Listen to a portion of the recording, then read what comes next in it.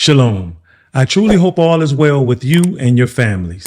Today, I'd like to share some thoughts on the situation surrounding Dr. Umar Johnson and the possibility of him losing the buildings he acquired for his school, the Frederick Douglass Marcus Garvey Academy.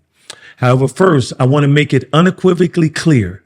My purpose here is not to criticize or belittle Dr. Umar. What I'm here to do is simply share some of my thoughts about his situation and talk about what we all can learn from his situation, especially those of us who are visionaries trying to build something that will bless and empower generations to come. I first discovered Dr. Umar, I believe around 2011, just a few years after creating the Cave of Adullam. I was very impressed with his knowledge, especially of ADHD and the ways it is often overdiagnosed and medicated in the Black community. Over the years, I've watched him cast a vision, raise funds, and work toward opening his school. I've also seen the frustration many people have expressed because after many years and raising over $800,000 allegedly, the school still is not open. But I'm not here to speculate on what he should or shouldn't have done.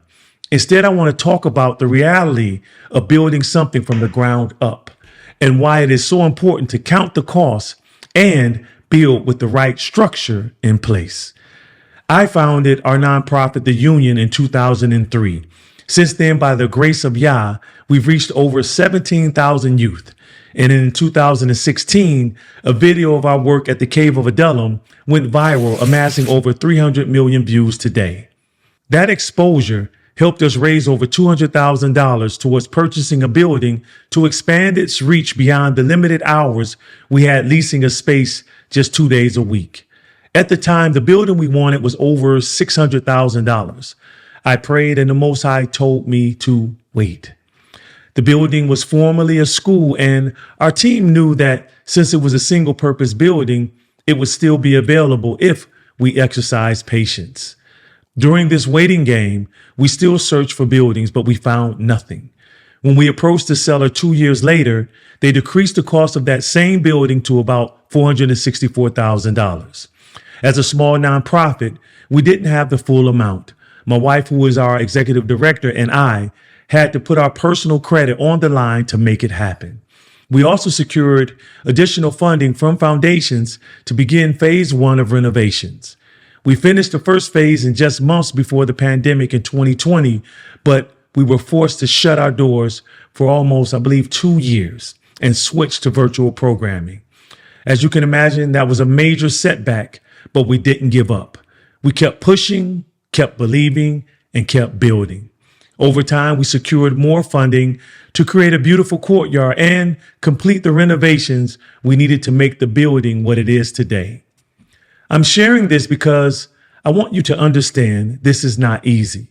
Anyone can post a dream online, but when you move from vision to execution, the challenges can be relentless. I'm not making excuses for Dr. Umar, but I do understand why a project like his could stall.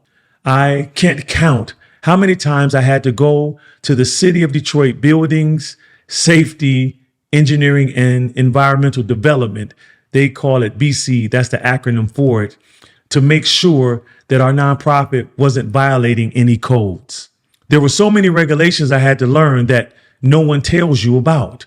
For example, you could buy a building thinking you could use it for whatever your vision is, only to find out that the area that you purchased the building in is zoned for something completely different.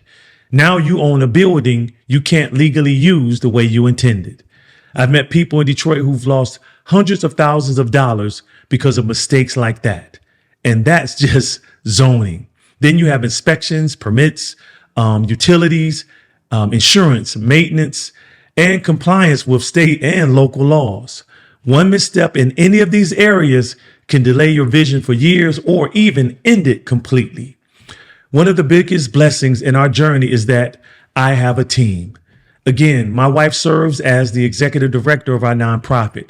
We also have a staff of compassionate, knowledgeable, and purpose-driven individuals who specialize in operations, administrations, social work, counseling, and mentoring. But that still doesn't mean the road has been smooth. But it does mean I've never had to carry the load alone. Proverbs chapter 15, verse 22 says, plans fail for lack of counsel, but with wise advisors or many advisors, they will succeed. I don't know the inner workings of Dr. Umar's school, but I will say from experience, trying to accomplish a vision of this size without a strong team is like trying to row across the ocean by yourself. And Yahushua even said in Luke, I believe chapter 14, verses 28 through 30, for which of you desiring to build a tower does not first sit down and count the cost, whether he has enough to complete it? That's not just about money. It's about time, capacity, emotional resilience, and the team to endure the storms. When I first had the vision in 2017 to turn the Cave of Adullam from an after-school program into an academy, I didn't just dream about it. I started planning and budgeting with a team and building the right infrastructure. Even with that preparation, it still took years of prayer, sacrifice, and strategic action to get where we are today. Now our next step is to transform the Cave of Adullam again from an after-school program to a middle school academy for boys. So hopefully now you are pondering what you should do before you build. Here's 5 foundational principles I've learned it's best to build on. Number 1, count the cost before you build. Make sure you understand what's required legally, financially, and operationally. Number 2, don't try to do it alone. Build a team that can carry the load with you. Trust me, no one ever does it alone. Number 3, expect delays and challenges. They're not a sign to quit. They're just simply a part of the process. And if you're ready to endure that process, that adversity will only make you stronger for the future. Number 4, stay accountable. Transparency with your supporters and donors and your team is key to maintaining trust. Please don't try to make every decision alone. And number 5, Habakkuk chapter 2, verse 3 says, though the vision tarries, wait for it. It surely will come. If you have a vision in your heart, whether it's to start a business, build a school, or launch a community program, know this. Passion is the spark, but structure keeps the fire burning. You can have all the drive in the world, but without planning, wise counsel, and a strong team, that drive can burn you out instead of building the community up. So let's not just talk about our dreams. Let's do the hard, necessary work to make them a reality. And when we see someone struggling to build theirs, let's not be so quick to tear them down. Instead, let's learn, let's grow, and let's keep building what Yah has placed in our hands and in our hearts. I pray that Dr. Umar is able to not only keep his buildings, but also open the school. Because in the end, while many may laugh and criticize, it's our children who stand to lose the most.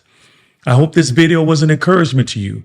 If you would like to be notified when I upload another one, hit that subscribe button and turn on notifications. Until next time, my brothers, keep growing, keep building, and keep striving to be the man the moment demands. Shalom.